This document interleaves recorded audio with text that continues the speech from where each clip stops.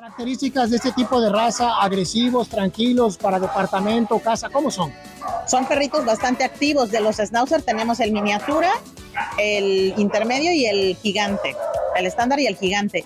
Estos perritos son bastante activos. El chiquitillo hasta tiene famoso de que tiene un ladridito bastante peculiar, bastante chilloncito, pero son bastante protectores de sus casas. Son súper juguetones y protectores. El gigante lo ocupan más para proteger los territorios y el pequeño pues lo ocupan más como perrito de familia. Muy bien.